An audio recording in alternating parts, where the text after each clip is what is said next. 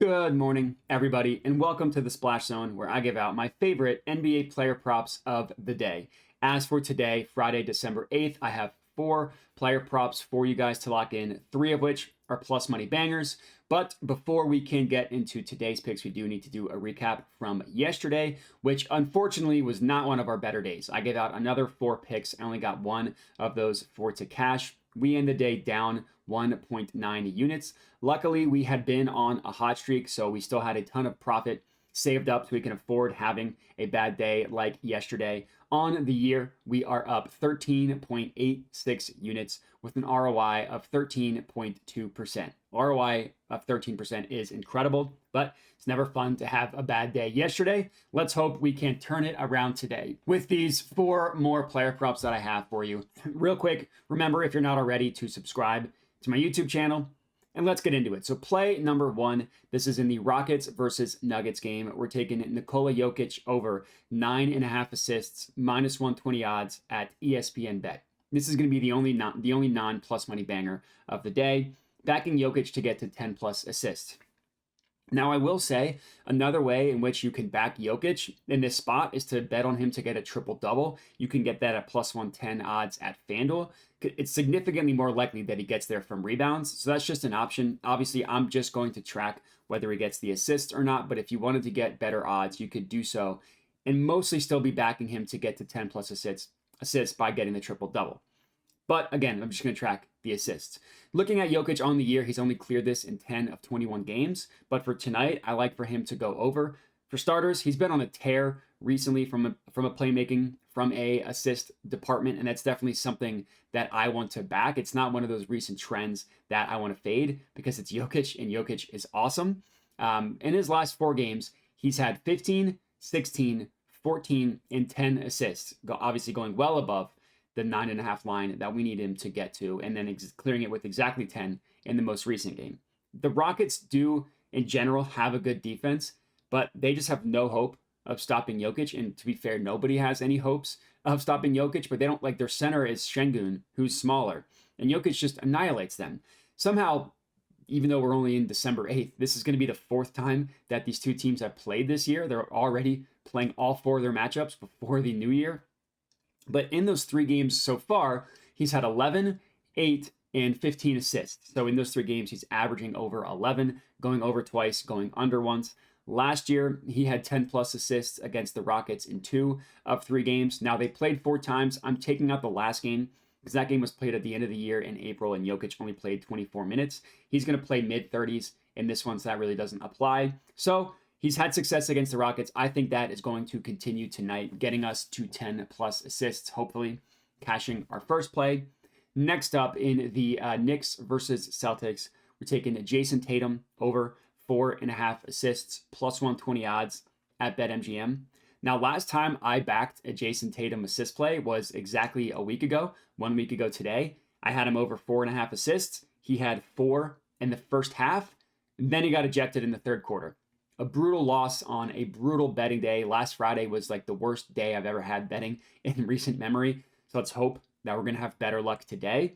So the Tatum one, it's kind of interesting. He's only cleared this in 7 of 20 games. So similar to the Jokic one and similar to the next play we'll talk about, it's not a number that he has cleared consistently on the year. So I understand if the naysayers are going to want to avoid this one. But I will say in 7 of the games that he missed, he had exactly 4 assists. So it's not like he's been horrible from a playmaking department. It's one of those things where shots go in one day, he gets over his assist number. Shots go in another day, and he goes under. In the game that I referenced, the brutal beat where he got ejected in the third quarter, that was 2 games ago where he had 4 and probably would have had more than 4 if he hadn't gotten ejected. The next game, he had 6 assists. So his passing, his playmaking has had an uptick recently. On the year, if you look at potential assists, he averages just under 9 potential assists per game. That puts him on par with guys like Jimmy Butler, Drew Holiday on his own team. And it puts him above guys like Steph Curry and Josh Giddey. So it's not like he's been terrible from a playmaking department. It really just depends. Are guys going to hit shots? They get Kristaps Porzingis back tonight, so that does help from the shot-making department. And the last time the Celtics played the Knicks, he got to 7 assists. So let's hope he can get at least close to that number tonight, getting us to at least 5, cashing our second play. Next up in the Hawks versus Sixers game, Trey Young over 10.5 assists, plus 110 odds at BetMGM. Now, right now, Trey is listed as questionable to play, but if he suits up, he'll be good enough to play. If he doesn't, then this will just be refunded, so no harm, no foul there. This is another situation where we're fading season-long results, and that is situations that I do like. He's only gone over this in 9 of the last 19 games, 9 of 19 games this year, in 2 of the last 8. With that said, this is a play because of the matchup. There's a reason why his assist number is so high at 10.5, and it's because of the matchup against the Sixers. Now, it's a very specific type of point guard, but the Trey Young pass first, slithery through pick and rolls, really good at throwing the lob. Those types of point guards, in general, kill the Sixers. Last time these two teams played, Trey Young had 13 assists. It's because of the way the Sixers play defense. They play drop coverage with Joel Embiid, giving the point guards a wide open lane to the basket. And if Embiid steps up, that's a very easy lob opportunity for the center, which happens all the time with Clint Capella. And then if Embiid stays back in the paint, either Trey Young can have a floater or you can kick it out to a shooter. So the way that the Sixers play defense really leaves them to get killed by these specific types of point guards. It's not every single point guard, it's the pass first ones.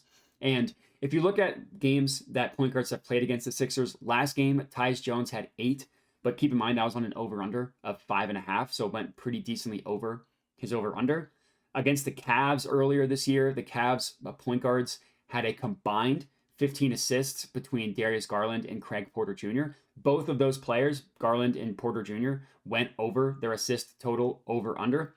Previously, Tyrese Halliburton had a 2-game stretch against the Sixers where he put up a combined 32 assists.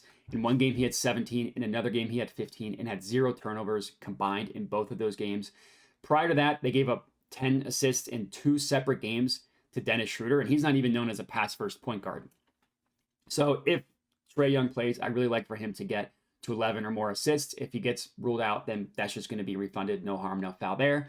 Next up, our fourth and final play of the evening in the Warriors versus Thunder game, Shai Gilgeous-Alexander over 32.5 points, plus 110 odds at DraftKings. So my last play of the evening, finally a non-assist play.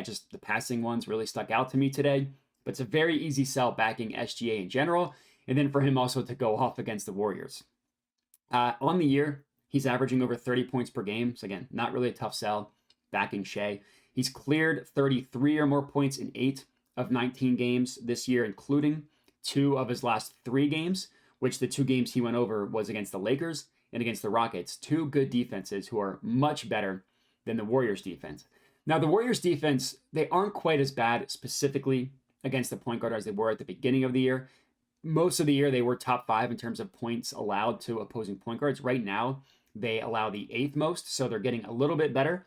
But with that said, I still like Shai in this matchup. Last time these two teams played, he hung 40 on them. And dating back to last year, he's had at least 30 in 4 of 6 games, one game having 32, another game having 31. So right around the 33 points that we need him to get to. And I will say, it's not as though the Warriors defense has been good.